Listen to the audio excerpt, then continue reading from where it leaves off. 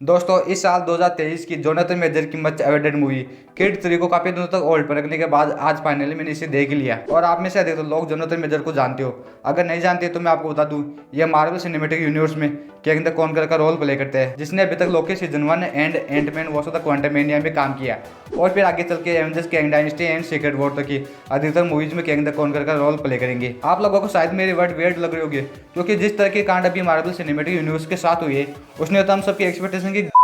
अब जो कांड हुए सो हुए इसके बारे में अच्छे से समराइज करके आप लोगों को एक अलग वीडियो में बताने की कोशिश करूंगा। तो अब विदाउट स्पॉइलर किड 3 के ऊपर बात करते हैं। ये मूवी बेस्ड होना दो बॉक्सिंग प्लेयर्स के ऊपर, जिसमें पहला मिचेल जॉर्डन जो इस मूवी के लीड रोल में है और दूसरा मिचेल जॉर्डन का दोस्त जोनाथन मेजर, जिसकी रूथलेस परफॉर्मेंस ने तो इस मूवी में जोनाथन मेजर को देखने का नजरिया ही बदल दिया, क्योंकि इसके कैरेक्टर को समय बीतने के साथ साथ और ज्यादा टॉक्सिक होता हुआ दिखाया जाता है, जिससे मूवी का पूरा फोकस जोनाथन मेजर की ओर ही होने लगता है। और सही बताओ तो ये चीज़ मुझे बहुत ज़्यादा पसंद आई, क्योंकि डर, गुस्सा और बदला जो एक रूथलेस विलन भी होता है वो सब इसमें है। इसके अपोजिट हम एमसीयू के एक और कैरेक्टर को देखते हैं जो टेसा थॉम्पसन। ये मार्वल सिनेमैटिक यूनिवर्स में वेलक्ली का रोल प्ले करती है और इसमें इसकी परफॉर्मेंस,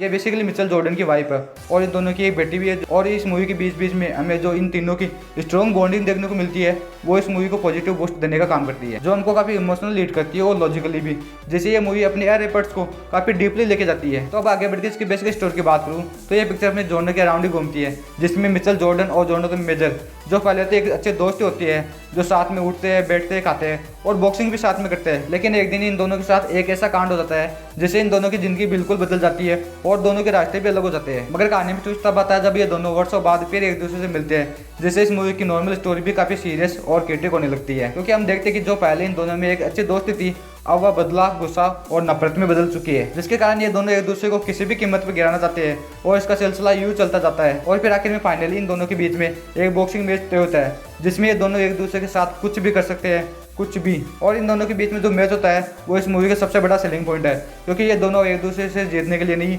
बल्कि अपनी नफरत को अंजाम तक पहुंचाने के लिए फाइट करते हैं, जिससे इन दोनों की फाइट हर 20 मिनट के साथ साथ और ज्यादा रूथलेस होने लगती है। और जोनाथन मेजर बिना किसी अंजाम की परवाह किए बिना मिचेल जॉर्डन को बहुत बुरी तरह मारता है, जिससे हम जोनाथन मेजर का गुस्सा और बदले की आग को हम इजीली फील कर पाते हैं। और इस चीज को और ज्यादा टॉक्सिक दिखाने के लिए फिल्म मेकर्स हमारे सामने इन दोनों की एक ऐसी इमेजिनेशन को दिखाता है जिसमें फाइट के दौरान मैदान में इनके अलावा और कोई नहीं होता, यानी कि पूरा का पूरा मैदान खाली होता है और आप अंदाजा भी नहीं लगा सकते कि यह सीन कितना शानदार है। इस सीन को देखकर किसी भी पर्सन को आसानी से गूज़बम्प्स आ सकते हैं, मगर फिर आखिर में बिना किसी की जान गए ये फाइट खत्म हो ही जाती है और यही पर इस मूवी का एंड भी। सो अगर इस मूवी के बारे में मैं अपना एक पर्सनल ओपिनियन दूं तो ये टॉपर मूवी है। अगर आपने ये मूवी नहीं देखी तो जाके देखिए और ऐसे ही मजेदार वीडियो के साथ फिर लौटूंगा। तब तक के लिए बाय बाय।